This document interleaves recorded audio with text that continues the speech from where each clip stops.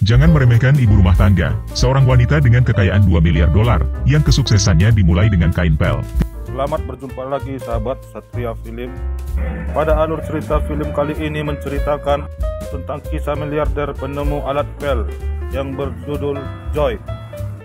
Wanita yang sukses menjadi milioner setelah menciptakan alat pel. Selamat menyaksikan. 3 tahun yang lalu, Joey secara tidak sengaja melukai tangannya 2 kali saat membersihkan pecahan gelas anggur merah. Pengalaman ini memberinya ide, sebuah gagasan untuk mengganggu pasar pembersih Amerika. Dia menggambar ide di kepalanya dengan krayon putrinya, kemudian mengelas tiang pengepel di pabrik pacar ayahnya, membungkusnya 50 kali dengan benang katun sepanjang 91 meter, dan kemudian memasangnya ke tiang. Hasilnya adalah kain pel ajaib yang tidak perlu diputar dengan tangan. Joey menunjukkan produk yang dikembangkan kepada pacar ayahnya yang kaya dan ingin dia berinvestasi dalam produksi massal untuk dirinya sendiri. Siapa tahu investor itu tidak mengatakan apa-apa, tetapi ditentang oleh adik tirinya dan menggodanya bahwa seorang ibu rumah tangga tidak bisa menjalankan bisnis. Investor itu berkata, "Pel Anda memang hal yang baru, tetapi saya tidak bisa mengambil properti yang ditinggalkan mantan suami saya dan menghambur-hamburkannya sesuka hati. Anda harus menjanjikan saya bagian 51%, dan saya akan memberikan investasi itu kepada Anda." Joey ragu-ragu sejenak dan setuju. Setelah dilakukan penelusuran oleh investor, ditemukan bahwa ada paten untuk bagian pel serupa di Hong Kong, Tiongkok. Untuk menghindari klaim pelanggaran di masa mendatang, Joey harus membayar royalti kepada mereka. Dan kebetulan, agen memiliki pabrik suku cadang di dekat Texas, dan Joey bisa mendapatkan suku cadang dengan harga terendah. Tidak butuh waktu lama untuk menerima kembalian pertama. Joey mengumpulkan banyak ibu rumah tangga, mengubah bengkel investor menjadi toko instalasi dan memulai produksi massal. Investor mengatakan bahwa produksi sekarang sudah diurus. Biayanya telah mencapai 17.000 dolar. Apakah Anda sudah menemukan outlet yang dapat diandalkan? Joey agak bingung. Dia berpikir bahwa jika produknya bagus, dia tidak akan khawatir tentang menjualnya, hal penjualan belum diurus. Tagihan kembali dari pabrik suku cadang dan ternyata pabrik telah mengganti cetakan sebanyak 6 kali sebelum memenuhi standar Joey. Mereka ingin Joey membayar untuk perubahan perkakas dan Joey hanya menutup telepon dan berkata, "Tidak ada yang akan membayar untuk ini, saya akan melawan mereka sampai akhir yang pahit." Benar, sebagai pemasok, biaya semacam ini harus dibayar oleh pihak A. Jadi, apakah akan sama untuk upah pekerja mereka di masa depan? Untuk menjual barang dagangannya, Joey membawa kain pel ke toko barang kebutuhan sehari-hari. Pemiliknya mengira ia adalah seorang penipu dan menolak mentah-mentah. Dia juga mengatakan, "Toko kami kecil dan kami belum pernah menjual kain pel seperti itu sebelumnya, dan kami tidak berani menjualnya, jadi Anda harus pergi ke perusahaan besar." Joey harus datang ke perusahaan besar untuk bernegosiasi dan lagi-lagi ditolak oleh penanggung jawabnya. Pria yang bertanggung jawab berkata, "Anda bisa menggunakan kain pel selama 5 tahun dengan harga 20 dolar, tetapi kain pel yang saya jual hanya seharga 5 dolar. Meskipun hanya bertahan selama 3 bulan, mereka akan membelinya dari saya ketika rusak. Jadi saya tidak akan khawatir kehilangan bisnis." Joey tidak punya pilihan selain mencari cara lain untuk menjual. Ia kembali ke kiosnya di depan mall dan mulai mendemonstrasikan alat pel ajaibnya kepada orang-orang yang lewat, tetapi tidak ada yang memperhatikannya. Joey membuang kain pel dan pergi bersama putrinya. Beberapa saat kemudian, seorang teman datang untuk menerima kios tersebut.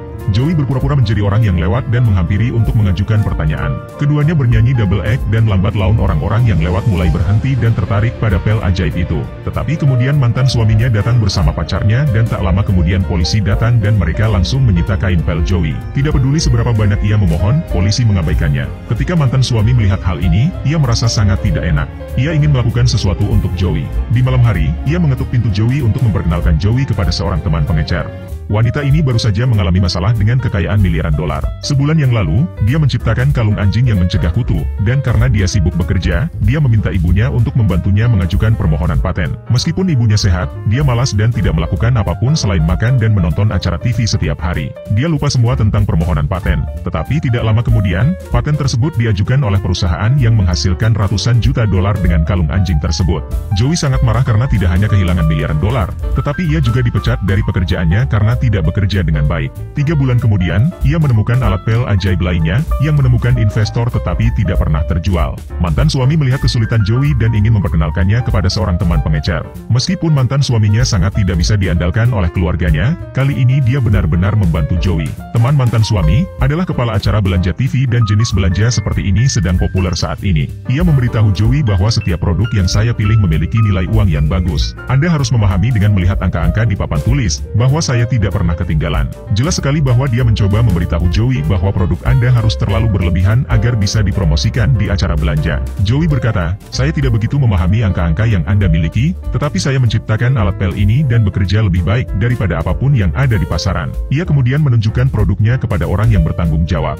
Joey mengatakan bahwa alasan mengapa kain pel ini begitu menyerap adalah karena saya menggunakan benang katun sepanjang 91 meter. Diperbaiki dengan plastik agar lebih ringan digunakan. Setelah demonstrasi, orang yang bertanggung jawab membawanya ke tempat belanja langsung. Presenter sedang menjual kalung dan itu adalah pertama kalinya Joey melihat kekuatan belanja televisi. Kalung seharga $39 dijelaskan oleh kedua wanita tersebut dan hanya dalam waktu 5 menit, penjualan telah meroket hingga beberapa ribu pesanan. Orang yang bertanggung jawab memperkenalkan Joey kepada pembawa acara yang akan memasarkan kain pel, dan pembawa acara dengan percaya diri berkata, "Jangan khawatir, saya akan dengan mudah menembus angka 10.000 penjualan dengan dorongan biasa." Orang yang bertanggung jawab menyuruh Joey untuk kembali dan membuat 50.000 terlebih dahulu. "Jika tidak cukup, saya akan memberitahu Anda lagi." Joey dengan senang hati kembali ke pabrik. Ketika investor mendengar harga 50.000 bar, dia tidak ingin mengambil risiko sebesar itu dan meminta Joey untuk mendanai setengahnya. Joey mengatakan bahwa saya bisa menyumbang setengahnya, tetapi mulai hari ini dan seterusnya, 51% dari ekuitas akan menjadi milik saya.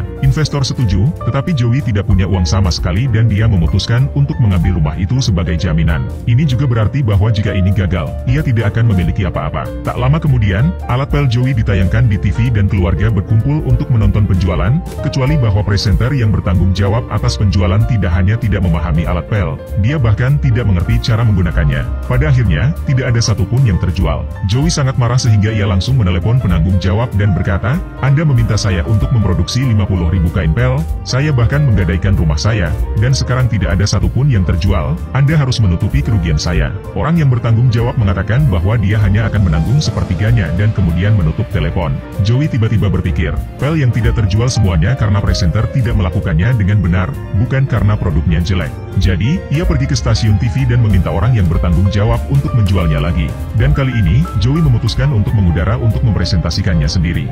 Ini adalah live banding yang paling populer 30 tahun yang lalu. Dua orang wanita memperkenalkan kalung melalui televisi. Hanya butuh waktu 5 menit dan penjualan langsung mencapai 20.000 pesanan. Orang berikutnya yang datang adalah seorang ibu rumah tangga yang hanya datang untuk memperkenalkan kain pelnya yang berjamur. Tanpa pengalaman mengudara, Joey berdiri di depan kamera, gugup dan tidak bisa berkata-kata, karena orang yang bertanggung jawab terus mengingatkannya di luar panggung tentang bagaimana cara menggambarkannya. Joey tergagap-gagap, tidak tahu harus mulai dari mana, ketika telepon berdering dan secara mengejutkan ada seseorang yang ingin membeli kain pel. Joey langsung bersemangat dan mulai mendeskripsikan alat pel dengan kata-katanya sendiri. Dia mengatakan bahwa dia telah menciptakan alat pel sehingga tidak akan melukai tangannya atau membasahi tangannya, lalu memeras saus di lantai untuk membasahi alat pel, kemudian dengan tarikan dan putaran, kotoran di lantai segera dipel. Joey telah mendapatkan persetujuan dari banyak ibu rumah tangga dengan deskripsinya yang dekat dengan kehidupan. Hotline pembelian terus berdatangan dan jumlah pesanan mulai meningkat, terjual 30.000 unit dalam waktu kurang dari 4 menit. Joey semakin bergairah, menggambarkan kepala pel yang bisa dilepas, sehingga ketika kotor, bisa langsung dicuci di mesin cuci tanpa membuat tangan Anda kotor sama sekali.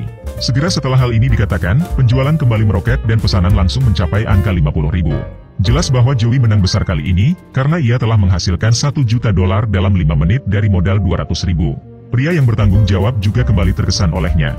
Melalui publisitas ini, alat pel Joey menyebar ke ribuan rumah tangga dan menjadi hit yang benar-benar sukses.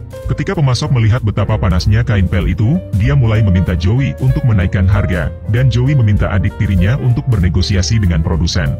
Siapa yang tahu bahwa adiknya tidak hanya akan menyetujui kenaikan harga, tetapi juga akan memulai bisnis baru dengan ayahnya dan bersiap untuk melakukannya sendiri. Kecewa, Joey langsung memerintahkan mereka untuk tidak terlibat dalam bisnisnya. Untuk menekan harga, Joey pergi ke Texas untuk bernegosiasi ulang dengan produsennya sendiri. Pihak lain berkata, adikmu sudah menandatangani kontrak, tidak ada ruang untuk perubahan.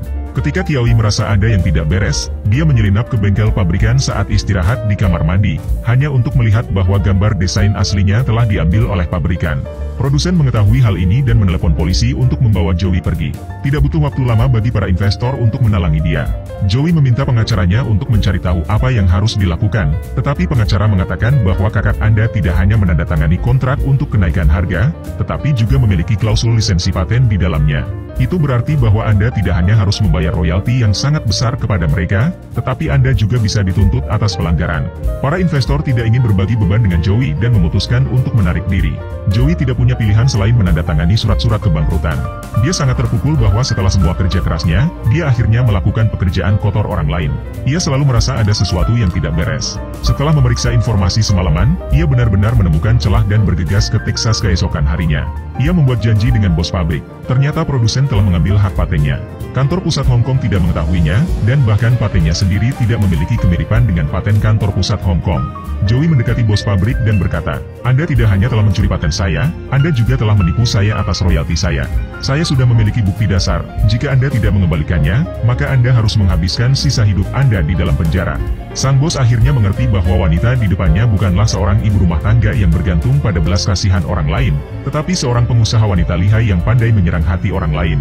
Pada akhirnya, sang bos harus berkompromi dan tidak hanya mengembalikan paten Joey, tetapi juga memberinya kompensasi dengan royalti sebesar $300.000.